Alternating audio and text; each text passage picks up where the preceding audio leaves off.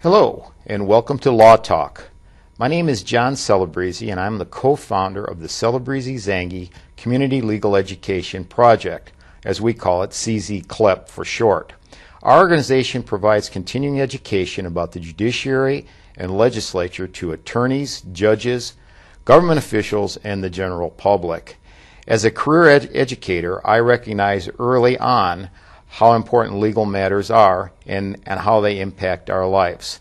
I am the nephew of the late Anthony J. Celebrezze, who was the popular five-term mayor of Cleveland and a member of President Kennedy's cabinets.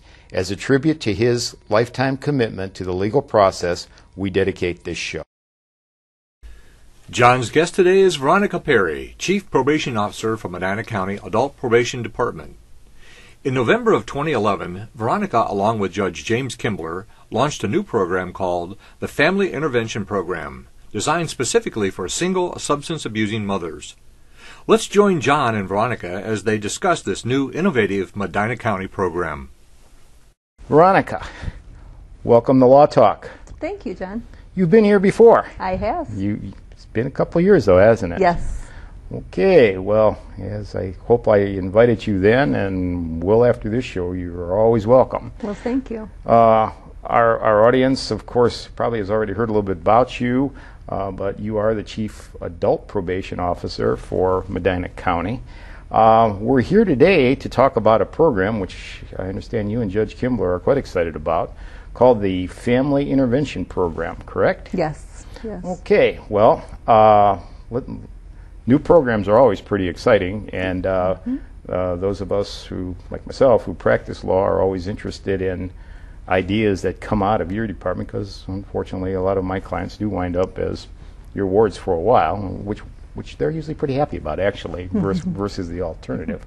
Ryan, can you give our viewers a little overview of what Family Intervention Program, what the program is? Sure. It is a program that Judge Kimbler actually suggested that we start. It was his idea. Okay. And it is addressing the needs of single mothers who are drug addicted and do not currently have custody of their children. Oh. So the goal of the program is obviously to help them with their addiction, but also to reunite the family. I see. Kind of a really pretty interesting new wrinkle here, because we do have programs which you've worked with your entire career here and other places to help folks with drug addiction. Correct. But this brings the element of the family in. So this is pretty much exclusively for ladies? This is only for ladies. Only for women? Right. Okay. It's only for single mothers. Okay. So family preservation, that's what the whole thing is going towards, right? Yes. Okay. Wow. Well, how was this one born? Where did this idea? I understand you and Judge are the implementers, but give us a little more background. Right. Well, again, it was Judge Kimbler's idea, and I think in probably the last decade, there have been a lot of special dockets created throughout the state and actually nationally. So the Supreme Court of Ohio has been a big proponent of specialized dockets. So Judge Kimbler runs the mental health docket. Right. Judge Collier runs the drug court docket. Right. And this is another specialized docket. Okay. The result at the end could be a win-win for everybody, her family, our community, everybody. Right. But there's something called treatment in lieu of conviction, which around the court is quite very common. Many of us lawyers will take our clients before the court. We apply for treatment in lieu of conviction. The idea being that if they are accepted into that program, do everything your department asks them to do, drug screening, show up for various and sundry things. Actually, over a period of years, the judge will take their plea, which means that there'll never be a trial per se, but if they can meet all these things, he'll take it, but he won't actually implement it. And so consequently, somebody might be able to successfully complete where they never had a felony on them, get through the program, and they don't have a felony on them, which is quite a motivator. Okay, that's a legal pot of gold, so to speak, at the end. Does that work the same way for this program? It does. For the majority of the offenders, that's how it's created. I believe we have made an exception or two, depending on their circumstances, Sure. on a case-by-case basis. And in those cases, the women who would like to participate understand that they either already have a conviction, but they also will be motivated. When you say motivation, Sure. they'll be motivated by the fact that they'll get a lot of extra services, and we offer them things in these special dockets that somebody with not quite as high needs would get if they were on probation otherwise. I see. But this idea of treatment in lieu of, then our participate right off the bat, if she does everything she's supposed to be, could feasibly end this activity and not have the felony on her? Right, that's the goal. And whether it be this docket or probation in general, our goal is to always, hopefully, when they're completed with us, to have them successfully reintegrate into the community and, most importantly, not commit another offense and come back. Wow, okay. All right. I guess before we dig into the criteria, it doesn't make any difference, but I mean, it's always a big issue. The funding, Veronica, how was this program funded? Well, this program, actually, we received a grant probably 3 or 4 years ago from the state of Ohio, and it was in collaboration with the Berea Children Family Services. Oh. And at that point, we targeted high-risk offenders, and we have allocated some of these grant dollars to address the expenses in the family intervention program. So I know we've chatted through the years. I know you are always working on grants for your department. Seems that way. Well, you are. I mean, and you should be commended for that. I mean, in this day and age where every dollar is stretched and all government entities are facing cuts, and just work smarter with the resources you had. So I mean, your grant writing is obviously very helpful. But it sounds like, if I've got you right here, you had already got a grant or got involved with Berea, and you're actually just allocating now so we can have this program. That's correct. Yes, Okay. because we've added additional programming, because you are correct, John, when you said House Bill 86, it appears that they want more programming Right. and more community involvement. So we've also received other grants where, we've been able to do different programming, and in that regard, we've been able to reorganize some of the programming we had and share the dollars. The House Bill 86 could be a show unto itself, but since that has happened, Veronica, do you feel that there are more opportunities for a grant? I mean, along with the direction of the legislature, particularly in felony 4s and 5s, rather than incarcerate, deal with them at the community level. Are you finding grants more available now? Yes, because right now the Ohio Revised Code under House Bill 86 is making requirements, especially of everybody really, but of the probation department as well. Like I said, the state of Ohio is now requiring that we do in-house programming. I see. That we have cognitive behavior programming on site. So if they're going to make all of these demands on us, then they understand that we need funds to meet those needs. Let's take participate. I think maybe that's a good word. Somebody has to make a decision. Somebody in your department, for the most part. I'm sure the judge would accept what recommendations the probation department gives us. He usually does. What are we looking for, Veronica? What are we looking for in our candidate, so to speak? Well, we are looking for somebody who does not have a prior felony conviction. Okay. We're looking for a single mother who is drug addicted, and again does not have custody of her children or child. And that custody, the loss of custody, could be formal or informal. All right. Sometimes they just by default will have the children, living with the grandparents or other relatives, and sometimes it's formal through the courts. And as far as the criteria goes, I will tell you it has been very disheartening in some ways, because the majority of the mothers involved are addicted to heroin, and heroin has been quite a challenge. Very difficult. Very difficult. Yeah. So, so in that regard, you know, that would be the criteria. Not that you have to be addicted to heroin exclusively. No, but some that's very common. But most of them we have found have been or are addicted to the heroin. I see. Well, obviously, in your screening process, and generally what your department does, is always done, and you discussed it last time you were with me, you always screen people very thoroughly. I know when my clients, when we finally reached sentencing, your department is one that produces a pre-sentence investigation, which the judge uses, and they're, well, depending on what the person did, but generally they're very, very thorough. So those very same tools that you use to do your pre-sentence investigations, you're using to seek out candidates for this program. Correct. I see. I see. Well, having been on both sides of it, I think it would be a great day for my client if I ever happen to have one. Says, look, you have this opportunity now. Not only could you clean yourself up, but you might get reunited with your family, which.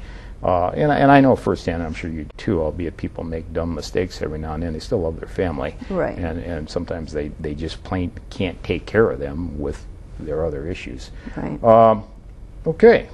Well, this thing's pretty interesting. What are the positive incentives for the offender to participate? We already talked about the legal aspect. I brought it in as far as treatment in lieu of, so that's sort of a no-brainer. I mean, if you get through this thing, I won't have a felony. But right. There are obviously some others that should be discussed, I guess. John, it's been very interesting because I think one of the most obvious incentives, whether the offender recognizes it or not, is once they realize that somebody actually cares again. Yeah. Because by the point that they enter our lives, usually they have such estranged relationships with their families. They've done things that they're not proud of to maintain their addictions. So then they recognize that, we're not really just trying to process them through the system. We really do want them to get the drug treatment that they need, possibly the housing assistance that they need. A lot of them, when they come to us, they're homeless. They do not have any sort of medical benefits. So I think once they realize that, the case manager, who is also paid through the grant, once she becomes involved, and her role is actually to address their needs in the community, so she will take them around and try to help them find housing, try to help them get almost their benefits every aspect restored. of their life. Then Right. It's not necessarily just. Well, I guess if the end game is for the family to reunite, we have to have housing. Right.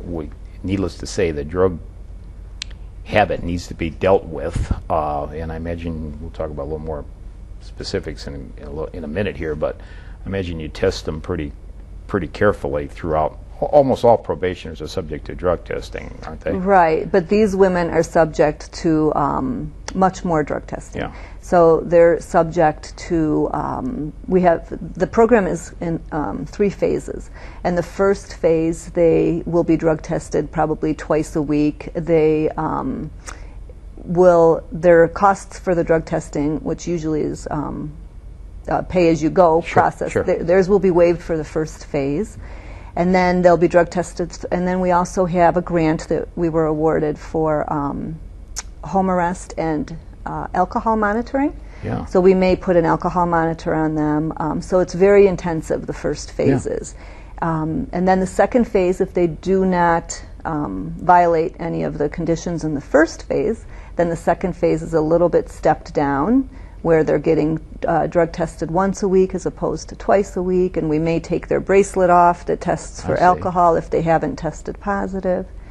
And then during that second phase, usually if we are successful in the first phase and they haven't, violated anything, then we might start in the second phase working on some reunification, some parenting classes, things of that nature. So from the get-go, Veronica, first phase, how long is the first phase approximately? 4 months. Each phase is 4 months. They're 4 months. Okay. So about 120 days.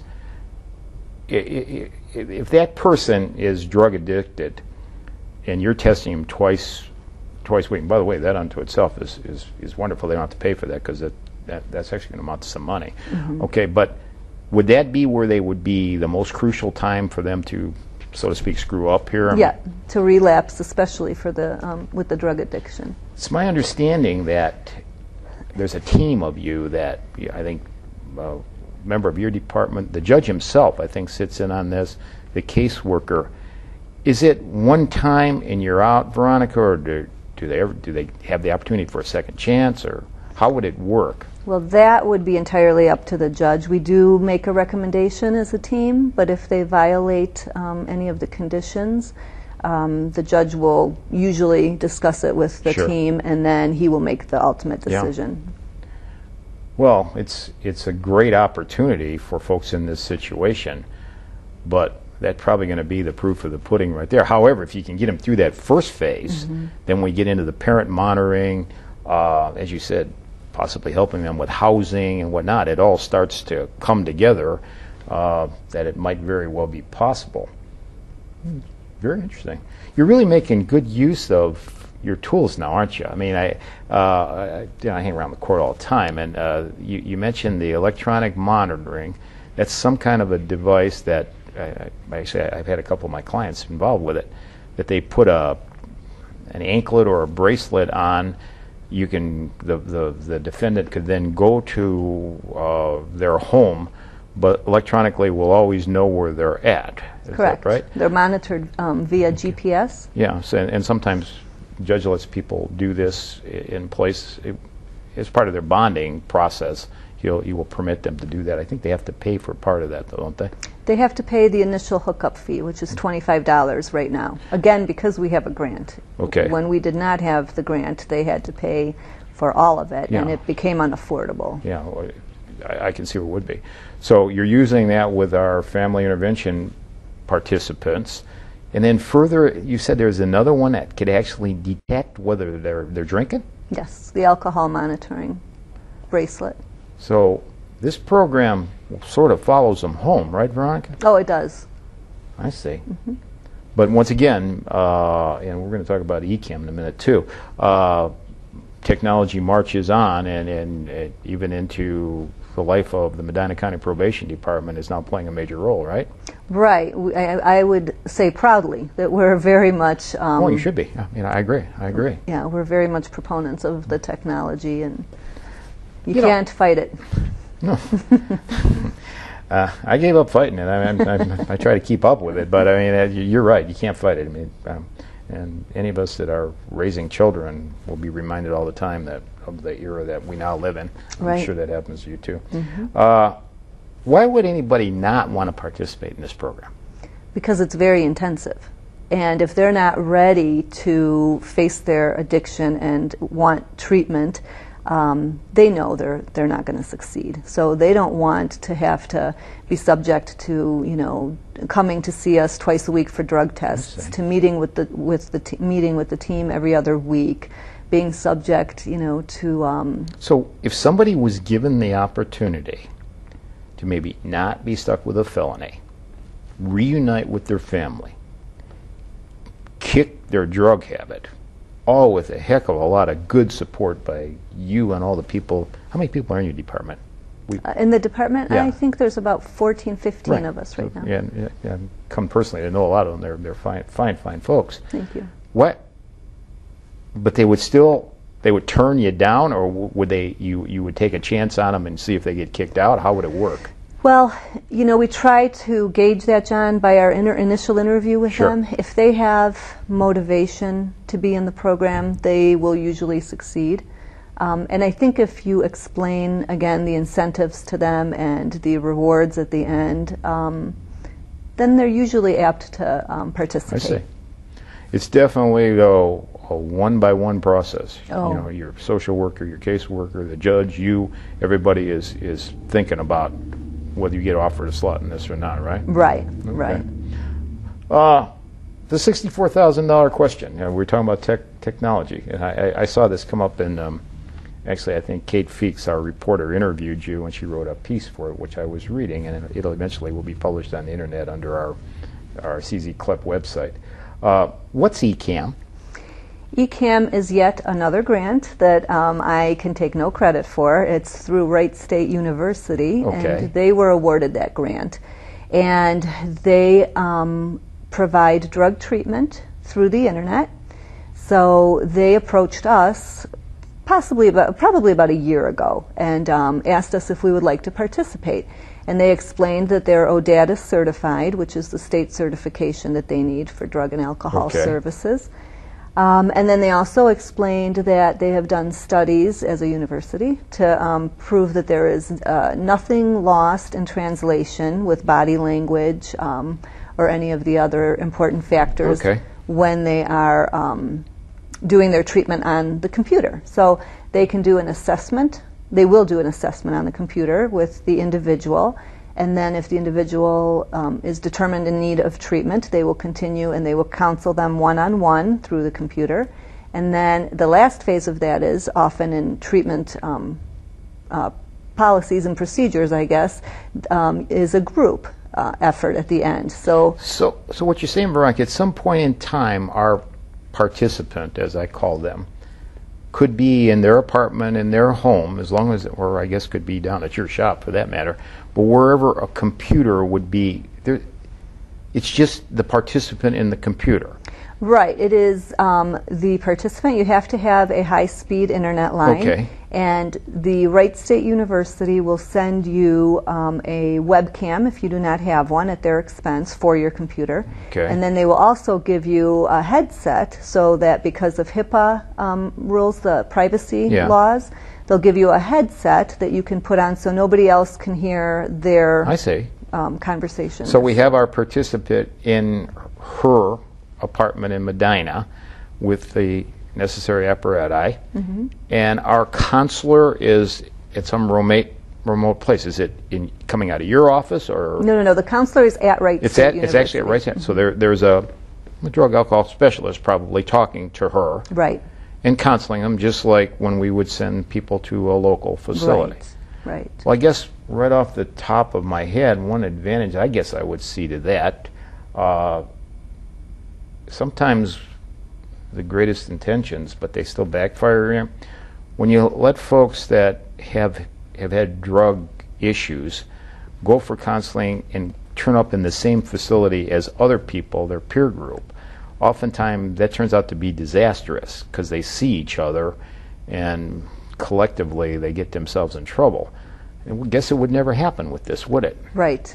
That is definitely one aspect that we're very pleased with. They don't have the temptation of leaving their facility. It's an amazing idea. Yeah. It's become very popular now. ECAM. In the sense that, when they came to us, they were looking for participants. Now we have so many participants that we've created a waiting list for us. We're trying to reunite families here. We're dealing with drug addiction. We're making every defense attorney around pretty happy if his client makes it through this thing from the legal aspect.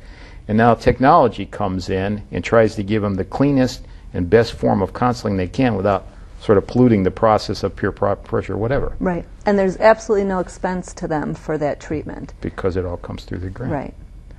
It's quite a program. It really is. I mean, I got a question here for you. At the early stage, have you seen any, I know this thing, basically this thing has only been going for how long? I believe we started in November, so not that long. Okay, that's November, coming up on 6 months here. Any harbingers of success? Are you heartened by anything that you see it? Well, you'd have to define success. So we've had some individuals who have, from the pretty early stages, come in and relapsed. So, at that point, we will try to work with them again, and we have other resources that we utilize at that point. You'd almost have to quantify this one by itself as to look at the general pop. Everybody relapses every now and then. Right. So you're going to have to run this for a while to do statistics. Right. Okay. Right.